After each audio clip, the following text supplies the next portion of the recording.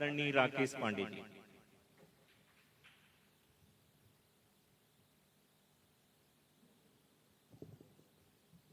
नमो नारायण।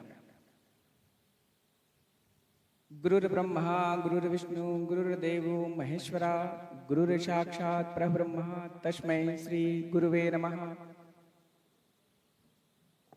मंच में विराजित विद्वान, हमारे सामने बैठे समाज के अभिन्न अंग, जिनके द्वारा समाज को एक गति प्रदान होती है, ऐसे हमारे आदरणीय राय सिंह सेंधव जी, हमारे राजेश यादव जी, हमारे समाज के एक स्तंभ के रूप में कार्य करने वाले आदरणीय तपन भौमिक जी, और जितने भी समाज में अच्छा कार्य कर रहे हमारे अन्य समाज सेवी। चूंकि देश में, समाज में सबसे ज्यादा जो अनिवार्य विषय है वो है भाव। अगर हम कुंडली में देखें तो भी भाव का बहुत महत्व है। हेलो। किसी भी विषय में अगर हम कोई भी कार्य करते हैं तो सबसे ज्यादा महत्वपूर्ण होता है भाव। बात अगर आध्यात्मिक हो तो भी भाव महत्वपूर्ण है, और भाव सामाजिक विषयों में भी बहुत महत्वपूर्ण है। अगर किसी भी विषय को अच्छे भाव से किया जाए, अच्छे भाव से किया जाए मतलब उस ज्ञान को अच्छे भाव से हमारे जीवन में लिया जाए तो उसका परिणाम सार्थक होता है। जैसे हम जब किसी भी विषय को महत्वपूर्ण नहीं होता, महत्वपूर्ण यह होता है कि हमने उसको प्राप्त करने के लिए हमारे मन में भाव कैसा है।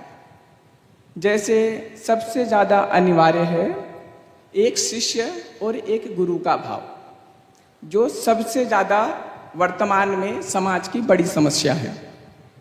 आज के वर्तमान समय में व्यक्ति ज्ञान तो चाहता है लेकिन समर्पण नहीं चाहता। तो सबसे ज्यादा जरूरी है समर्पण। जैसे पहले माता पिता का लिए समर्पण, फिर गुरु के प्रति समर्पण, और गुरु और माता पिता से जो प्राप्त ज्ञान है उसको समाज में समर्पण करना। तो जितने भी हम समाज के ऐसे अंग जो समाज में अच्छा कार्य कर रहे हैं, हम सबको एक प्रेरणा के रूप में ये कार्य करना चाहिए कि हम जो नए लोग हैं, जो इस कार्य में अभी नए हैं, उनको प्रबल करना चाहिए। उदाहरण के लिए ऐसा कहते हैं, जैसा कि हमारा कार्यक्रम सत्य उदय है। सत्य का मतलब होता है जो स्वयं में शिव हो। सत्य, असत्य कुछ नहीं होता, जो होता है वह सत्य ही होता है। सत्य का लुप्त हो जाना असत्य है।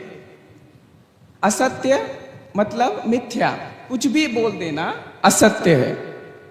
जैसे असत्य कुछ नहीं होता, लेकिन सत्य का लुप्त हो जाना असत्य है। तो समाज में हम आप सब लोगों का कर्तव्य है कि हम सत्य को जैसे का वैसा ही रखें, उसको लुप्त ना करें। ज्ञान कोई सा भी हो, जरूरी है कि वो सत्य के रूप में हो। और जैसा कहा गया है, सत्यम शिवम सुंदरम। अगर सत्य होगा तो शिव रूप हमारे साथ होगा और हम समाज को एक अच्छी गति देंगे, क्योंकि समाज में गति बहुत अनिवार्य है। उसी क्रम में पूजन से संबंधित अगर हम बात करें तो बहुत सारे ऐसे क्रम हैं जिसमें सभी चीजों को किया तो जा रहा है लेकिन वह पूर्ण नहीं है। तो सत्य शून्य दोनों ही अपने आप में पूर्ण है, पर जब उसकी महत्ता जो व्यक्ति उसको अनुग्रह कर रहा है अगर उसको मानेगा तब। तो हम भाव पर बात करें।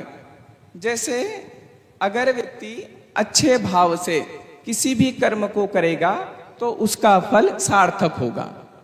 सफल होना आसान है पर सार्थक बनना कठिन।